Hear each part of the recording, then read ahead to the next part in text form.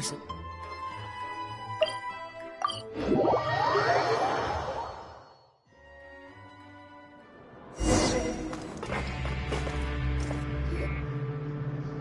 We once thought the Fortress of Meropide would be super scary, but looking back on it, it really wasn't that bad at all. You've got a set schedule, guaranteed food and board, and you can even buy all kinds of stuff with credit coupons. It's really no surprise that many people don't even want to leave. Oh, you mean Wriothesley? He's definitely a pretty impressive leader.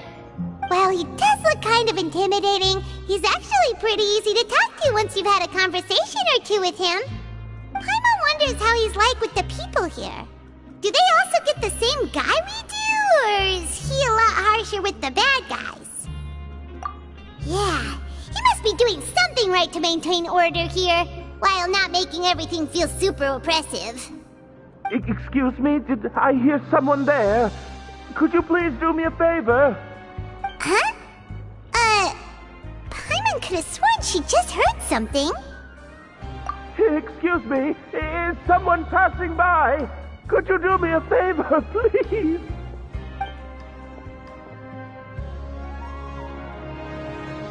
Nope, Paimon wasn't dreaming. There's someone over there for sure. But Paimon doesn't see anyone. Oh, did you hear my call? Thank you so much. I'm over here, inside this big box. You're inside the box? Oh, no wonder Paimon didn't see anything. Well, come on, Traveler, let's go take a look. Why are you hiding in here anyway? If we hadn't happened to pass by, you could have been stuck for days. It's a bit complicated. Can we not talk about that for now? Whoa, that's terrible. Did someone seriously do that to you? No, it was nothing quite that serious. I'd just like some help finding my hat. Just your hat? But then, why can't you look for it yourself? Huh. Wait, Paimon gets it! Something must have happened to your hair! Sorry. So that's what happened. Paimon gets it now. No wonder why you had to hide inside the box. You just need your hat, right? We'll get it back to you right away. What kind of hat was it? I think you may have misunderstood me, but never mind. Please just help me find my hat. It's a soft and brown hat with a bit of a brim. Nothing fancy. I think I probably lost it near the entrance elevator. It was getting a bit hot, so I took it off and had a quick nap. But when I came to, it was gone. It's really important to me, so your help would mean the world. I'll wait here for your return. Don't worry, we'll be back in no time.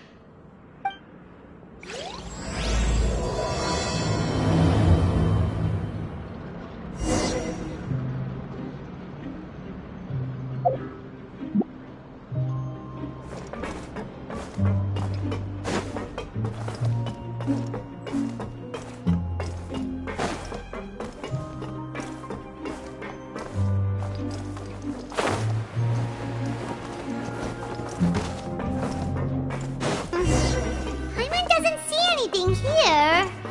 Let's go somewhere else.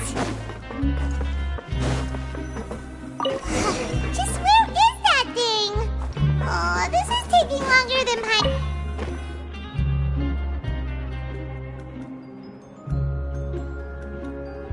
Nothing in the water either. Paimon thought it might have gotten blown in. Oh, we've looked everywhere and still not seen anything that looks like a hat. That's a good idea. If he's just looking to cover his head, then it shouldn't matter what kind of hat he's wearing. Why don't we check out the rag and bone shop? If memory serves, they got all kinds of stuff in there. You let Paimon pick out some other stuff too, right? If we're going to the shop anyway. Well, either way, let's go check it out first.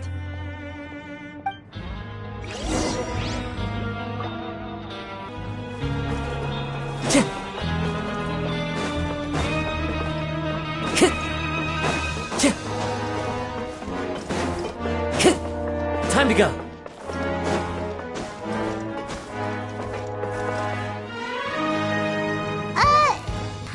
doesn't remember you being the boss.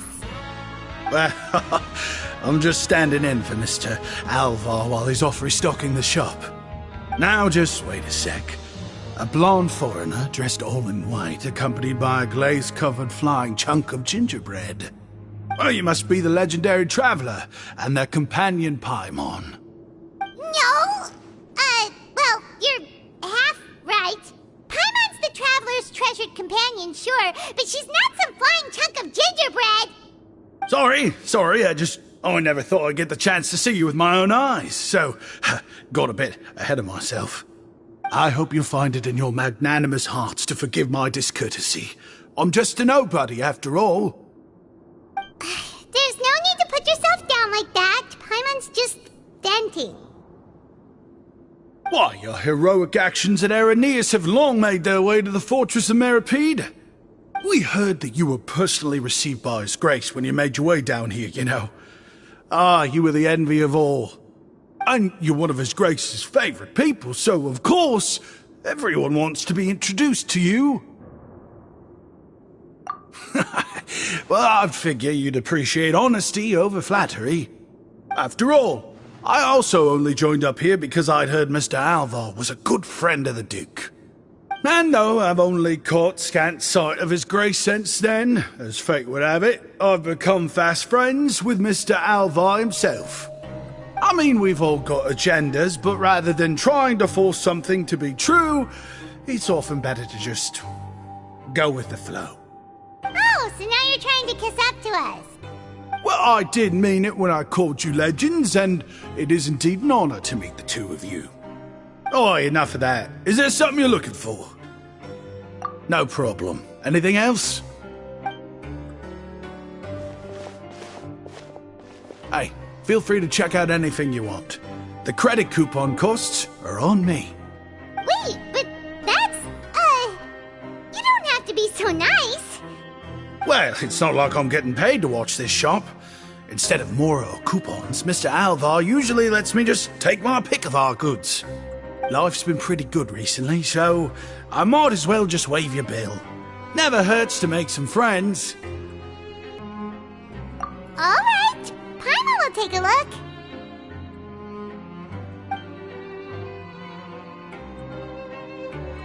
Are you sure you don't want more?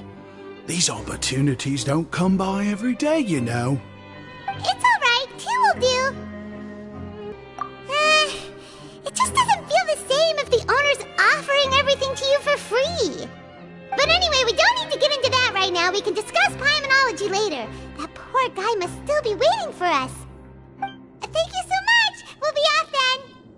No problem, and thank you for your patronage. I'd appreciate it if you could put in a nice word for our establishment the next time you speak to His Grace. That's a real sneaky way of getting good reviews. We've been gone a while. Paimon hopes that guy in the box hasn't passed out from lack of air.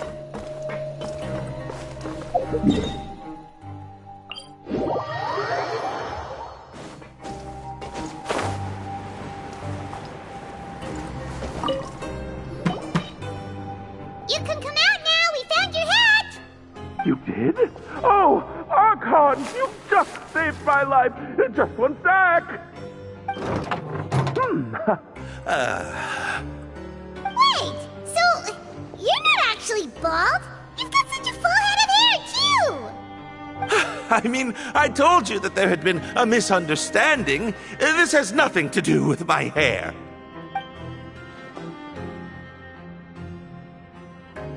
Wait, this isn't my hat. Well, we got you a new one. We tried really hard to look for your hat, but no dice.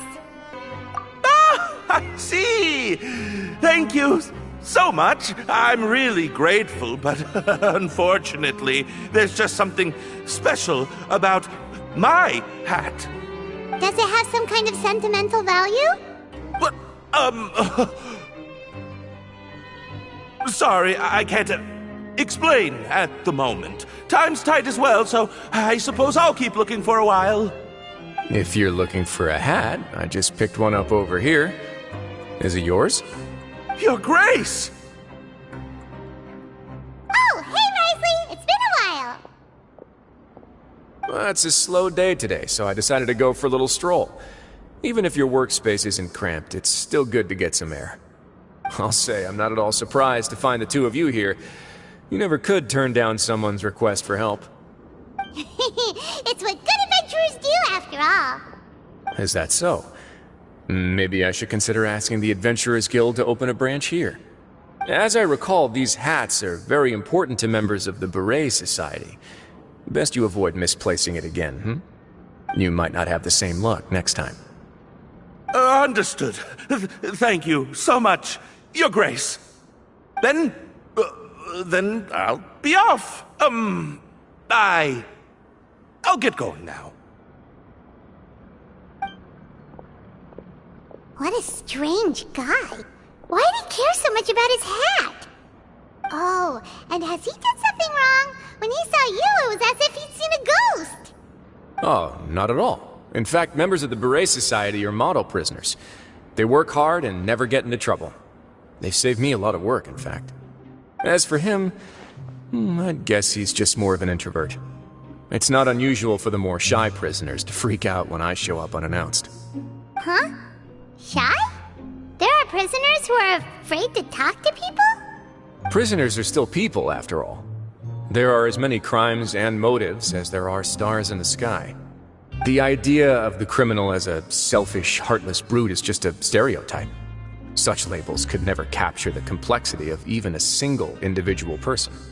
What kind of a person a prisoner may be and why they've committed a crime, we'd never know these things if they don't share their story with us.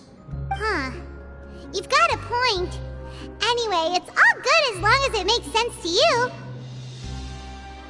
Although most of the societies here will just turn individual brawls into mass ones, the Beret Society does appear to be an exception, and it's instead trying to experiment with some novel and interesting things. If you have some time, why don't we grab something at the Coupon Cafeteria? It'll give us time to catch up, too. And if you're still interested in the Berets after that, I can take you to their usual gathering place as well. Paimon's not the biggest fan of that cafeteria, but if we're gonna catch up... All right then, please follow me.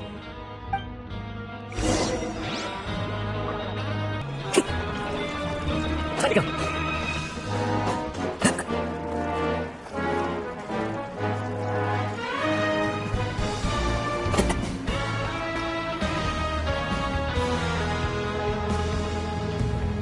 Welcome, Your Grace, and the Traveler.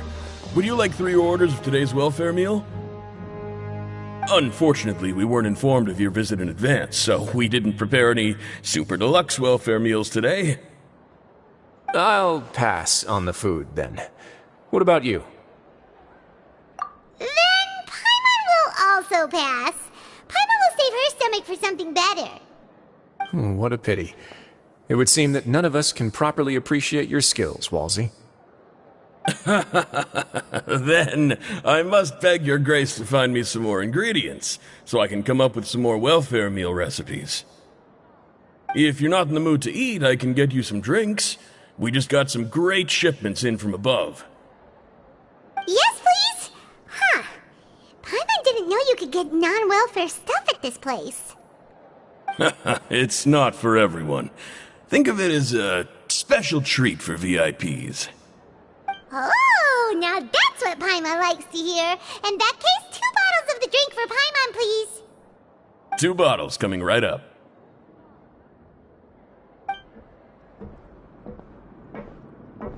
Our first meeting took place on short notice, and we were both swamped by everything that happened after, so there was no time for more casual chit-chat. I'm actually quite fond of stories, you know. Of course, the others have already told me a lot about your deeds in Fontaine, but I'd love to hear it straight from the source. Whoa. That'd be quite the long story. Impressive. Not all who possess the courage to risk their life for their ideals also have the strength to make it out unscathed. Had you not possessed these remarkable qualities, I probably wouldn't have had the chance to make your acquaintance in the first place. Paimon gets the sense that you're trying to flatter us. That guy we talked to earlier was obviously trying to get us to put in a good word for him, but you're the Duke, right? Why would you need to get on our good side? Well, after all, you did help the fortress and I maintain our autonomy. Is it so strange that I would want to give a few words of praise out of genuine admiration? So this is a matter of trust. Which is unfortunate, since I don't have nearly as interesting of a story to offer about myself. I was convicted and sent here at an early age. I only became the top dog after spending a long time figuring out its inner workings. Power and control come in many forms, some fair and ethical, others less so. And since we're all sinners here, the victor calls the shots, no matter how they manage to get to the top. So, what do you think? Didn't put you much more at ease, now did it? Kinda. You're really different from most of the people we've met so far. I'm perfectly aware of that too, but even so, that doesn't make me think any less of you. I would very much like to maintain friendly relations with you two.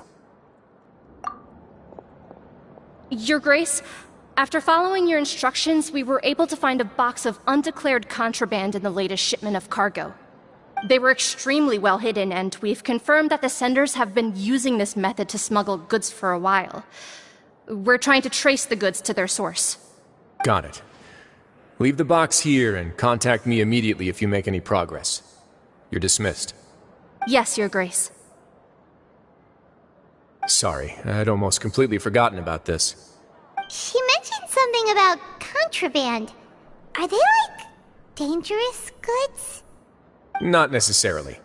The term is just applied to things people want to bring in on the sly.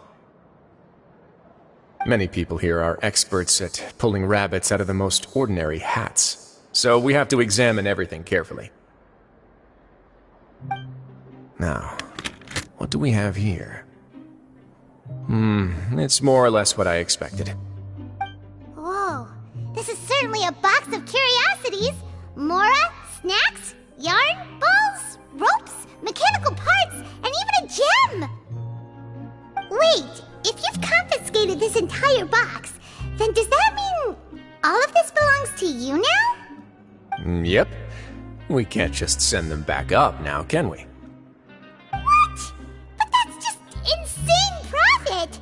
Traveler, why don't you become a duke as well?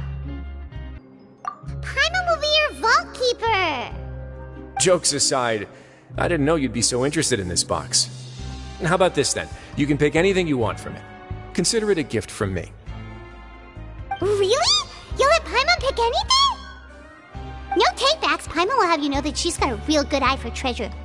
I never joke about things like this. Alright, Paimon's gonna have a look. Paimon wants this one. This dark, sparkly gem. You just know it must be worth a ton of Mora.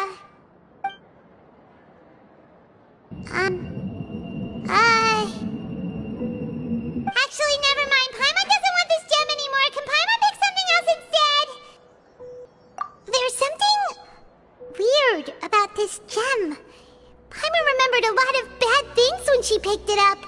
Paimon couldn't even tune them out. It's as if the gem was just drawing them out of Paimon's brain. It was super spooky. Is that so? Let me give it a try.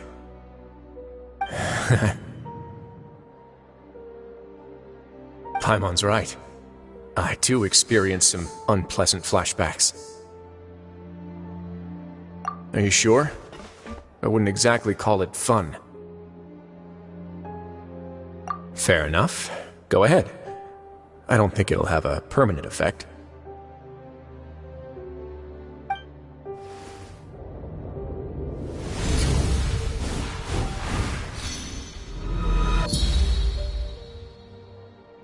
Are you okay, Traveler? You also saw something, right? I'll take this gem then and run a thorough investigation on its properties. Paimon, feel free to pick something else. Then... actually, never mind. Paimon's gonna pass. Paimon was thinking about one of the snacks, but who knows if it'll also make Paimon sick. You do have a point. In that case, we should destroy the entire box and all of its contents. Seems like we're almost done with our drinks, too. Let's go check out the Society's gathering place, then. I can introduce you, and we can also continue our conversation while we're at it. Wait, are you this free every day or something? Just noticed? I wasn't exactly busy the first time we met, either.